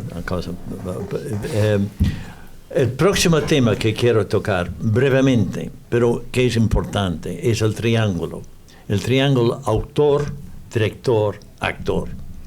Entonces, la pregunta para que vais pensando es, ¿hasta qué punto el autor debe intervenir directamente en el proceso de creación del propio actor sin el director presente? Yo solamente quería decir que una cosa, recordando un poco el hecho histórico, ¿no? Que posiblemente Anton Chekhov dejaría de escribir teatro si no fuese por Stanislavski, por un director. Es decir, que hay muchos grandes directores que no han visto grandes autores que no han visto sus obras realmente bien representadas, ¿no? Yo creo que con Valle-Inclán pasa un tanto lo mismo. Todo el mundo se fija más en las acotaciones que en el propio texto. Es decir, que claro, y esto limita mucho la libertad. Por eso algún director de fuera de otro país que no conoce, digamos, prescinde de esto y crea una obra de teatro distinta, posiblemente otra visión, simplemente por el hecho de centrarse en el mensaje que está a través. Hablamos aquí del texto y acotaciones, pero claro, yo hablo del texto como autor, como actor y como director, porque para mí el texto es lo que el actor expresa, y hablando de tu palabra, lo que expresa, lo que transmite al espectador, ¿no? Entonces, claro, por supuesto que cualquier texto que diga el actor está situado en primero se percibe una situación, después el texto, pero creo que Unamuno, por ejemplo, Unamuno. Yo hablando de Unamuno, tú hablabas de autores de la vanguardia, ¿no? Miguel de Unamuno, y creo que ha sido mal interpretado en España porque ha sido interpretado escénicamente a través del costumbrismo. Y esto es un error gravísimo porque él nunca quiso ser costumbrista y huía del costumbrismo. Quería el teatro desnudo, lo que decía, ¿no? La desnudez esta, ¿sabes? Que es inicio de lo que dijo después Grotowski. Era fascinante. Yo hice el otro de Unamuno y me fascinó siempre su idea de teatro, y veo que él no ha encontrado su director para poder realmente entender bien sus obras. Yo creo que pasa con muchos autores. Perdona, ya termino con esto. Bien. Bueno, esta pregunta parece fácil, pero lo digo, me explico más. Estoy hablando sobre, porque he visto una reacción de absolutamente asombra de educar. Como director, yo he encontrado a los autores hablando a veces con los actores sobre los sentimientos, sobre lo que quieran, tal vez una semana antes de un estreno. Entonces, mi pregunta no es tan inocente. ¿Hasta qué punto vosotros como autoras y como directoras también, cuál sería vuestra reacción? Y vosotros también, si de repente descubres que la actriz que está haciendo Ofelia o el actor que está haciendo Hamlet llega una semana antes del estreno con una idea totalmente diferente porque había hablado. Bueno, en el caso de Shakespeare sería difícil, pero estaba hablando con incluso algún académico. No tiene que ser autor. ¿Cuál sería vuestra reacción? Porque pasa. Sí, pasa, sí. Pasa, entonces. ¿Quieres empezar tú? No, Carolina, tú, como tú has puesto la cara tan... Pues, a ver, a mí es que la pregunta tiene trampa dependiendo en el momento. Si la pregunta siempre tiene trampa. Pues con la trampa de una semana antes de estrenar, yo creo que ahí ya la voz debe ser la del director, voy a decir. Y te digo esto, que vengo de México, de ver una puesta en escena de una obra mía, y me invitaron a un ensayo el día anterior de la muestra con público. El director que había cogido mi texto y yo estaba en ese ensayo, no quería ni que lo viera ni que hablara con los actores, porque, claro, si yo ahí de repente me pongo a decirles lo que yo pienso, y además con esta cosa que también otro país, hablando de una realidad, la cárcel aquí con la cárcel de México, pues no tiene nada que ver, y yo veía en él, de hecho, podía asistir a 3 ensayos y no me dejó ir a 2, no me dejó por miedo. Fui a ese último ensayo y obviamente soy autora y directora y yo estaba como 1000 cosas que yo decía, tengo que decir. Pero como digo, ahí me parece que a una semana de estrenar la voz ya es la del director, porque el autor en ese momento puede confundir a los actores y crear un caos terrible. No desde el principio. Sí, claro, si es una cosa que va desde el principio, creo que puede enriquecer el proceso. Si va con el montaje hecho... y aunque te digo esto, te digo, yo lo vi el día anterior y me permití, no a los actores, porque sé el caos que podía provocar, pero sí le dije al director, mira, yo hay cosas que quiero decirte. Me dijo, bueno, mándame un mensaje, porque él no quería ni hablar conmigo. Le dejé un audio de 15 minutos.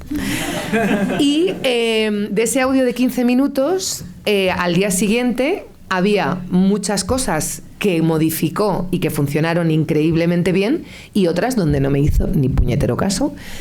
Y yo lo entendí, no me enfadé, me gustó, o sea, no fue de estos momentos de Australia, pero yo entiendo que si el autor se va a meter con el montaje hecho a sentarse ahí, es un elemento más hostil que otra cosa. También me ha pasado ir a ver muestras de escuelas y que que te tienen miedo, que tú dices, no, que yo vengo a favor, que además sois estudiantes, que estoy a favor, y hay algo como que tienen mucho miedo de decepcionarte, ¿no? O de que tú te enfades con lo que han hecho. Entonces ahí sí que yo creo que, y lo que decía Paloma, que me desdigo de algo que dije, que hay algo de generosidad absoluta en que otros decidan montarte y dediquen su tiempo a estar con tus palabras. Entonces yo ahí digo, ya es del director, aunque el autor se vaya a su casa y por dentro tenga pues bueno, te lo tragas.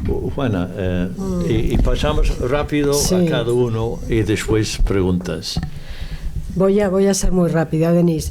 Yo creo que rápido pero intenso, con todo el humor que tienes dentro, mostrando a veces odio hacia mí, lo que quieres. Pero algo... Tú la tienes tomada con el centro, ¿eh? Tiene que ser extrema izquierda o extrema derecha. No eres un hombre moderado. No, sí voy. A ver, yo creo que la pregunta que estás planteando... no pertenece al mundo, al universo artístico, sino al de las relaciones humanas. Y es una cuestión de educación.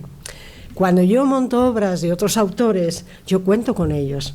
cuento al principio del proceso, antes incluso de meternos, cuál es, porque a veces uno hace una lectura que puede ser muy rápida, entonces siempre cuento con el autor y, oye, si se me ocurre que hay algo que se puede mejorar, llamo a esa persona, digo, mira, ¿no te parece que esto es una cuestión de diálogo? Cuando yo me quejo de que a veces han destrozado mi obra, es porque ni siquiera han contado conmigo, la han cogido, me han apartado, que dices, pero ¿cómo puedes apartar a una persona si te va a enriquecer el tema? No somos enemigos, y por supuesto no se me ocurriría nunca. Yo cuando en los últimos montajes que he hecho con textos míos que me han dirigido o al revés, es que no se me ocurriría nunca el faltar al respeto, porque llega un momento, el que dirige es el que dirige y tú tienes que confiar en esa persona. El que lleva a los actores es el que dirige. Tú no puedes. Si te invitan al principio, a los primeros ensayos, pues sí puedes dar tu idea, pero una vez que confías y que absoluto respeto al director, vamos, no se me ocurriría en la vida, por mucho que algo me chocara, ponerme a mí a dar directrices a los actores, porque puedes entrar ahí en confluencia. Y además, una cosa que en un ensayo te puede parecer a ti mal, luego en el escenario te puede sorprender positivamente. Entonces, repito, es un tema de relaciones humanas y de educación. Hay que saber dónde está el lugar de uno y respetar a los demás. Sí, yo estoy de acuerdo con mis compañeras. Es una cuestión de formación también. Yo creo que tiene que haber una voz, y esa voz es la del director, pero eso no quita que el director, cuando los directores son seguros, yo tengo esa experiencia, cuando los directores saben lo que quieren y saben cómo hacerlo y tal, cuentan con el autor. Sí. Dicen, vente a ver un ensayo y luego hablamos. Te vas luego con él, le dices todo lo que te parece mejor, peor, no sé qué, y eso va haciendo que crezca. Lo que no me parecería bien es que, aunque también yo he estado con directores que me han dicho, dile a los actores, contesta a los actores que tienen muchas preguntas que hacerte. Y yo he dicho, madre mía, qué peligro, porque como yo les diga algo que él les ha dicho lo contrario, estoy metiendo aquí un conflicto en este montaje, ¿no? Esos son temerarios, directores muy temerarios. Yo creo que en el término medio está la virtud. Creo que si cuentan contigo, que para mí es bonito, porque además es bonito trabajar con los directores y las directoras, y dicen, vente a un ensayo, Paloma, que te quiero que me digas cómo lo ves y no sé qué, y luego hay una conversación con esa persona y le dices, pues me encanta, pero por aquí, mira, yo creo que esto mejoraría y tal, no sé qué, estás sumando, y entonces ese director no te tiene miedo y seguramente el montaje va a ser estupendo, pase lo que pase, y sea redondo, sea cuadrado o sea chato por los polos. Eso lo veo así, y jamás le diría jamás dirigiría a los actores o les diría cosas sin que estuviera el director delante que pudieran crear un conflicto, de ninguna manera. Gracias por añadir. Sí, Y después vamos yo creo que estoy absolutamente de acuerdo contigo, Paloma. Yo creo que un director que no quiere ver al autor es que sabe poco y tiene miedo de que el autor va a sabe más claro. Que él. Un director realmente que respeta el trabajo del autor, respeta el teatro, y yo creo que tiene ganas de trabajar con el autor. Más quisiera yo poder trabajar con Shakespeare y conocer lo que... Bueno, conmigo has trabajado. Claro, contigo sí, claro. Por eso digo que para mí esto es una cosa absolutamente fantástica, poder tener a tu lado al autor de la obra y poder ir recorriendo este periodo de creación conjuntamente, porque todos somos creadores de la obra. Claro. No hay exclusión, ¿no? Exclusividad de que el director es solamente malos directores. Lo que tú dices, tienes miedo y cuestión de educación posiblemente. Pero bueno, creo que es un proceso creativo que todos tenemos que aprender a valorar la aportación de cada uno. Marta, ¿quieres? Complicado. O sea, mi parte de dramaturga me dice una cosa y mi parte de directora me dice... Quiero solamente aclarar una cosa. No estoy hablando del caso de que está presente el autor y el director a la vez. Yo creo que desde el principio un director puede dar la libertad de tener al autor ahí. Yo estoy hablando de situaciones en que incluso el actor llama al autor o el autor llama al director, al autor o el autor llama al actor. Es decir, que educación es la palabra. Eso se llama relaciones tóxicas. Sí. Hombre, yo creo que primero por ese lado, si yo me entero como directora que eso ha sucedido, le echo. Por otro lado, creo que como me voy a meter con el sombrerito de autora, en el momento en que yo doy a luz esa obra, ese niño o esa niña tiene que andar solo. Esa es mi opinión. O sea, tú no puedes estar ahí, cuidado que se cae. No, pero que no le des eso de comer. No. Yo en el momento que la tienes ahí, tú la pares. Esa es mi opinión. Roberto. Bueno, yo sobre la relación, yo creo que se evitan muchos problemas si hay una afinidad entre los autores y los directores, ¿no? Yo creo que los problemas existen o uno de los grandes problemas existe cuando precisamente se hacen encargos y ese tipo de cosas, que a lo mejor hay como una separación, cuando existe, digamos, un encuentro muy profundo, no sé, hay pocos problemas hay, porque probablemente quien haya escrito eso pues se sentirá que su obra está reforzada por alguien que comprende, ¿no? Y eso sí que creo que es la solución a eso. Y sobre todo, pues que venga a los ensayos, efectivamente, y contar con esa persona. Y también que el autor o la autora sepa que también hay un momento en el que se pueden decir muchas cosas y hay otro momento en el que ya esto es recta final y aquí ya se han tomado las decisiones, ¿no? Entonces, una cuestión también de educación, ¿verdad? Y con respecto a los actores que vengan, claro, en mi caso, como he dirigido mis textos, tienen que venir a mí. Entonces no me ha pasado eso, o sea que en eso tengo suerte, ¿no? Okay. Abrimos a preguntas. ¿Os parece o tenéis ganas de decir algo? Yo creo que pasamos mi micro y me gustaría que dices su nombre y si sois actor o director. El señor que está ahí. Gracias. Buenos días. Bueno, yo me llamo Eduardo Moedano y soy autor. Soy un paracaidista en el mundo del teatro, pero bueno, voy aprendiendo muy rápido. Y antes de lanzaros la pregunta, quiero darle a Carolina una noticia. Y es que Antoine de Saint-Exupéry murió el 31 de julio de 1944. Con lo cual, si no estoy equivocado, te queda 1 año y medio.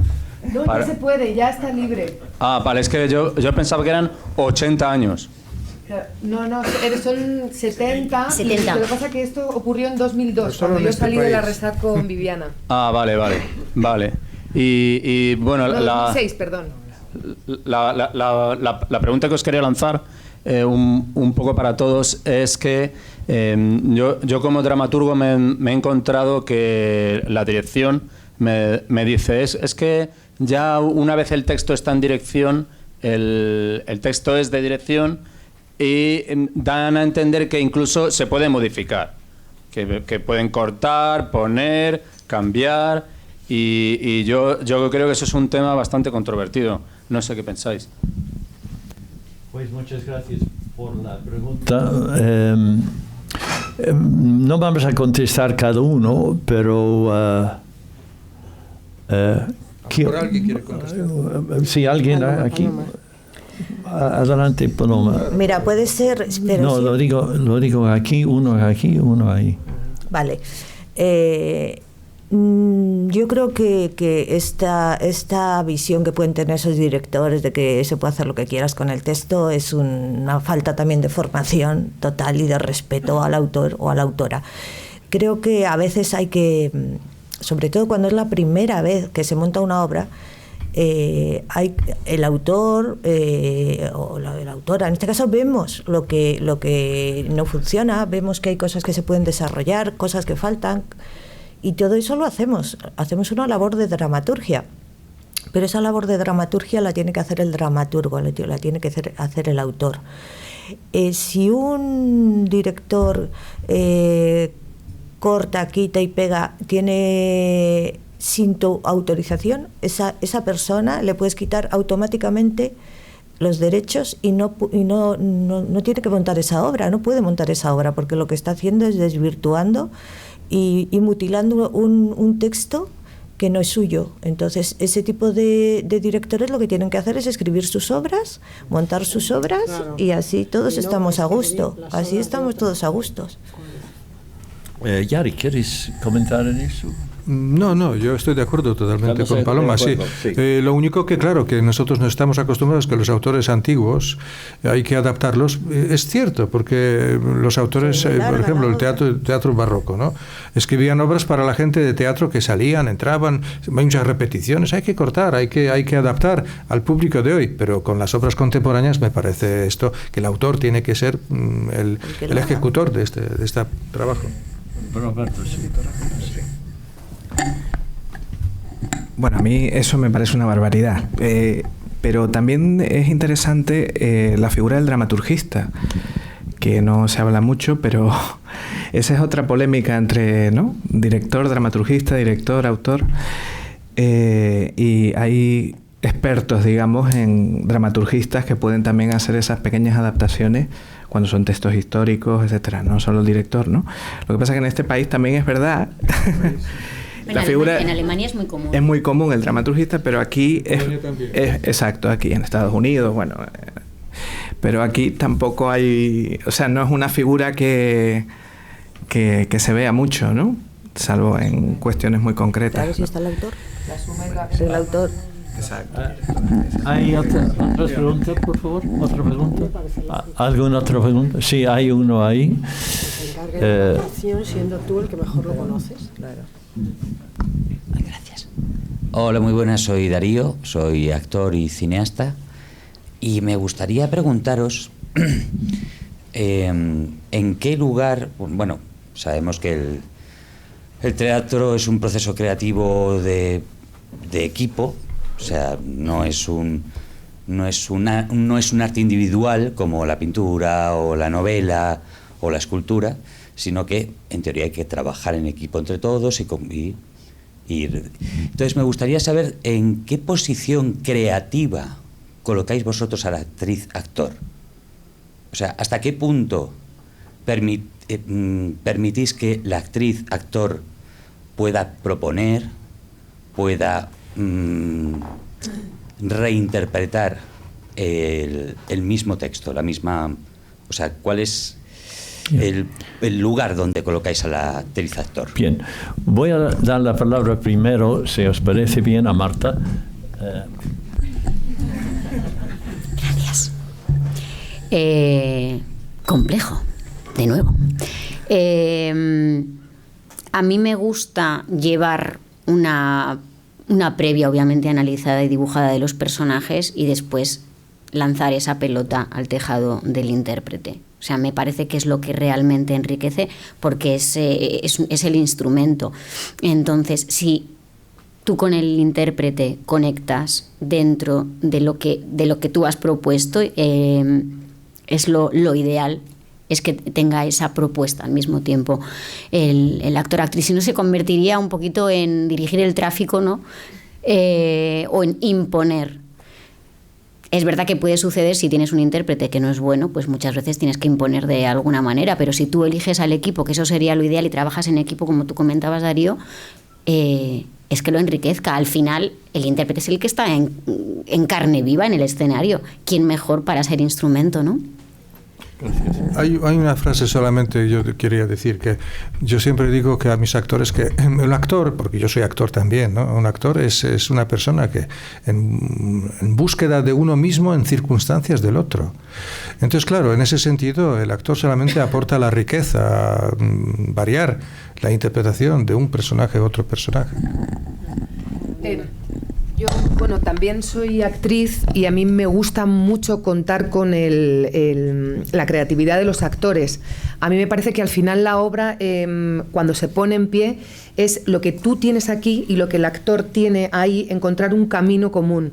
A mí también me gusta llevar una propuesta, pero siempre cuando ves que a un actor tiene resistencias, normalmente es porque su cabeza está entendiendo otro camino que quizá tú te estás perdiendo. Yo siempre doy el espacio para que lo pruebe hasta las últimas consecuencias, y ahí también soy, vamos, que compro ideas cuando de pronto algo que sucede es mejor que lo que yo había pensado, igual que al ser la autora, cuando dirijo mis propios textos, un hallazgo textual lo incorporo inmediatamente a la obra.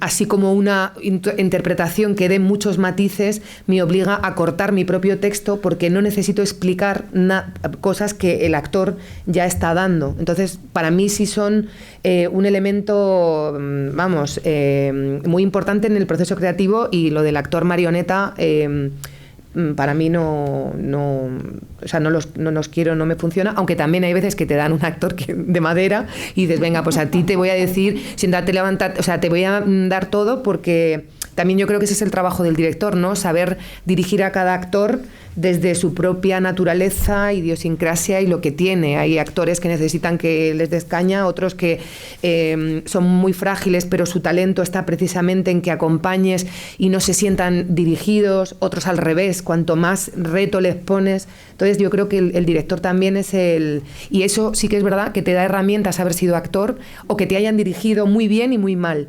porque te da caminos para intentar muy rápido saber sacar lo mejor de cada uno.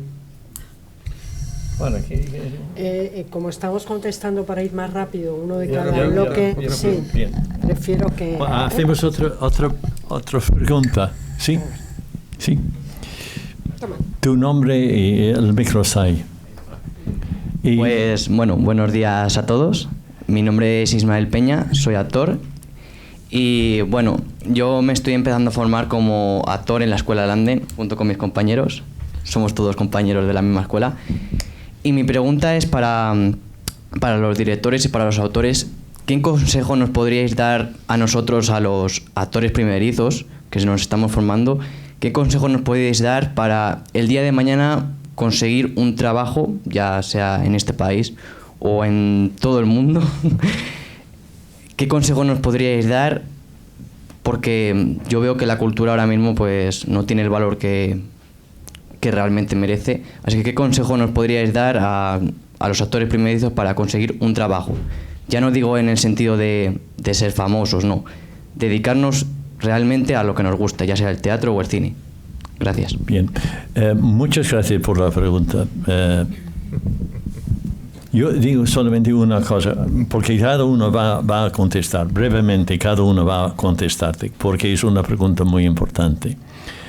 Yo devuelvo una pregunta a ti, es decir, decide bien primero por qué quieres ser actor o estar en el teatro. Decide bien, porque si no decides bien por qué estás, siempre vas a estar buscando trabajo. Porque trabajo en el sentido, si hoy tienes un papel que no te gusta, otro gran papel, pero siempre el artista está buscando. Y la única manera que puedes estar satisfecho al final de todo es tener claro desde el principio, exactamente aparte del papel, qué es lo que estás buscando como artista. Que va a darte satisfacción cuando tienes 80 años.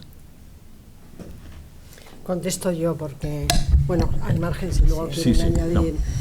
No. A ver, yo te doy un consejo: fórmate bien, sé un pedazo de actor, porque es un poco lo que eso te va a dar herramientas para, no solamente para tener trabajo, sino para poder desempeñar esos trabajos de una forma elevada, y al mismo tiempo te va a dar herramientas a ti para sentirte satisfecho. La cultura es un camino complicado, no ahora, no en el siglo XX, en el XXI, sino siempre. Ha sido un camino muy difícil.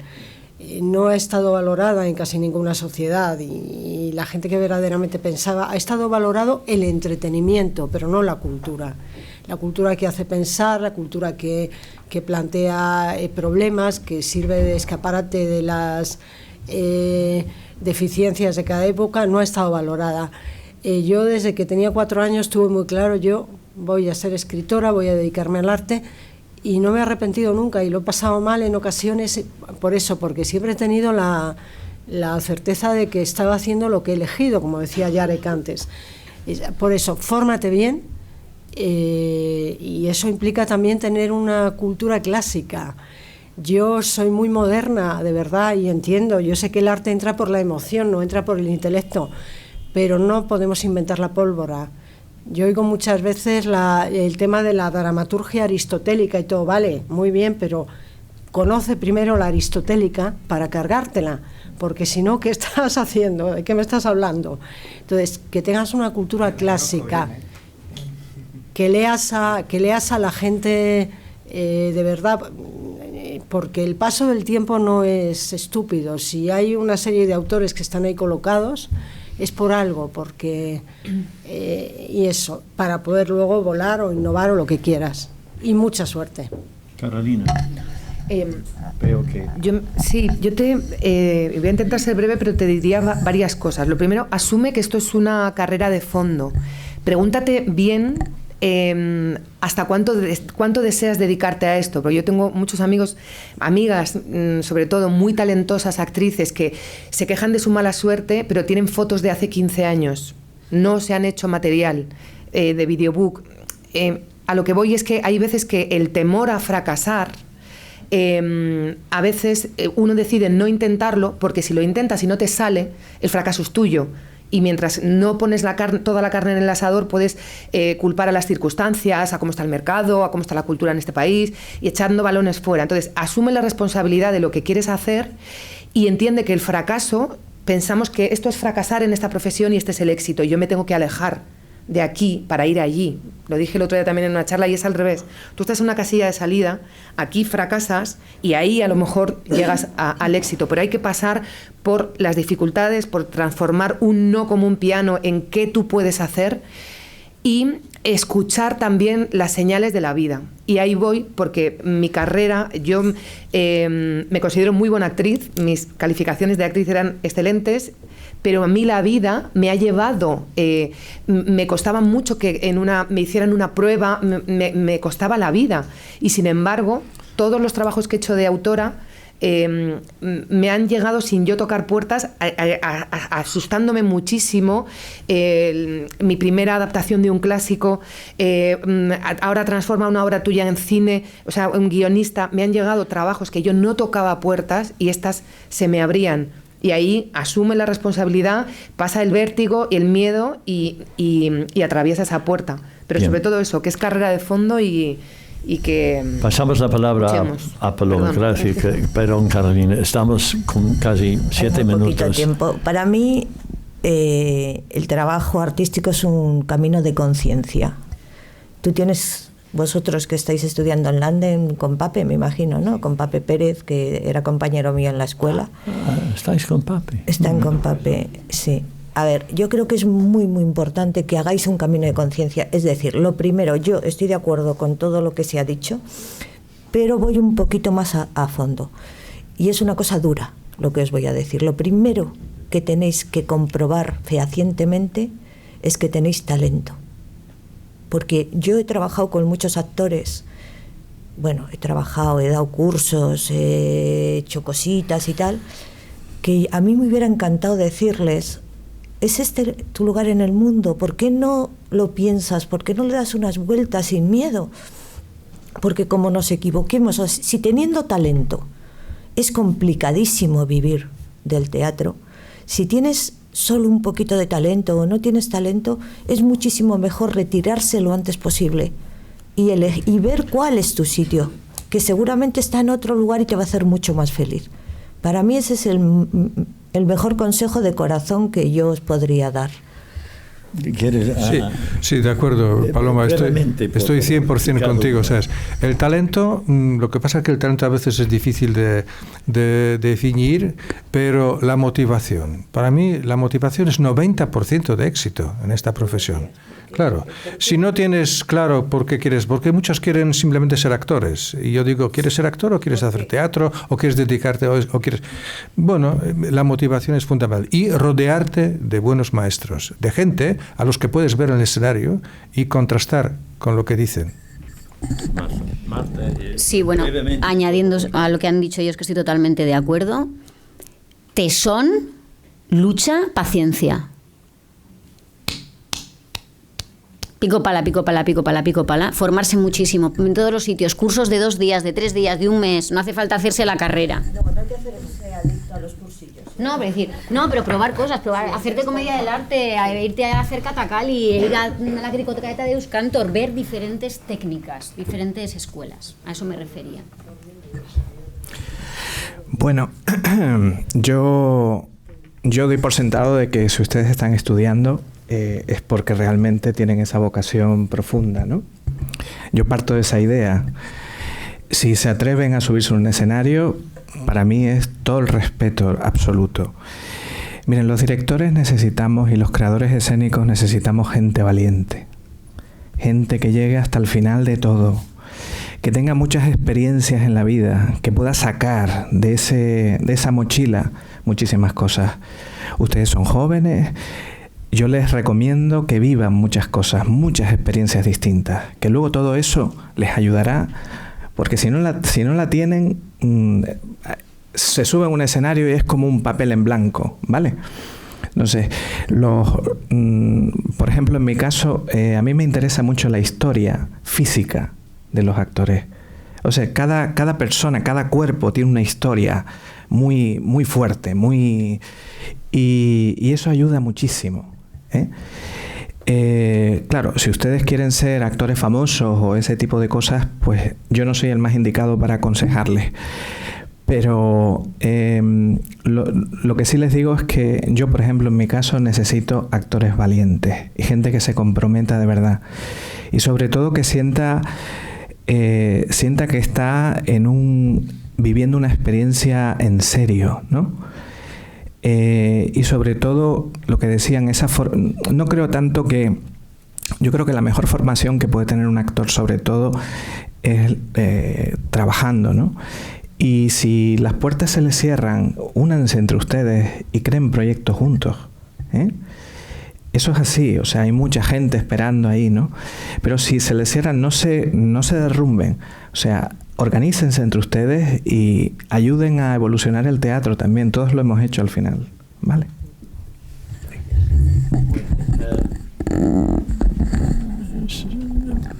Como ya hemos llegado casi a la hora, es difícil resumir lo que hemos dicho muchas cosas. Espero que ha servido de mostrar lo que siempre he dicho, que el teatro es de muchas contradicciones, pero como la pregunta de vosotros los jóvenes era para mí la clave de lo que es el futuro del teatro, primero voy a dar las gracias a Roberto, a Marta, Yarek, Paloma, Juana y Carolina por haber estado aquí con tanta generosidad de espíritu y de sabiduría. Es que para mí, por lo menos, me parece que por lo menos no he perdido ninguna amiga ni amigo en este debate. Quiero dar las gracias a Julio Salvatierra, que en nombre de la especialidad de autoría ha estado conmigo en todo eso. Y ahora, la palabra que quería decir a vosotros. Mira, el teatro no empezó con los griegos, empezó en una cueva. Empezó por instinto, no por libros, ni gurús, ni académicos. Empezó como la inspiración. Alguien en la cueva tenía ganas de comunicar para explicar de dónde viene el fuego, de dónde viene el viento, por qué el sol, para explicar la caza, la historia del tribu. Y lo que vosotros tenéis, y todos tenemos, es la capacidad de sentir y hacer sentir. Entonces, yo nunca he dicho a un actor o una actriz de cualquier nivel no seguir adelante. Porque si ellos tienen este deseo de hacerlo, ¿quién soy yo para decir que no pueden continuar? Siempre hay una puerta. Yo estoy dispuesto a subir a una montaña para hacer un monólogo, un cuento a una cabra. Se me dan la oportunidad. He buscado trabajo en todos los sitios. He hecho teatro actuando en una piscina, sin agua, por supuesto. Entonces, nunca debes dejar este instinto natural del ser humano de comunicar ideas y sentimientos. Y mientras vosotros, cada uno de vosotros, sea el nivel que sea, eres capaz de usar este instinto natural para ver la sonrisa o la lágrima o el pensamiento, porque el pensamiento también es acción, en una persona, estás cumpliendo con el deseo, con lo que queréis hacer, y nunca vais a fracasar.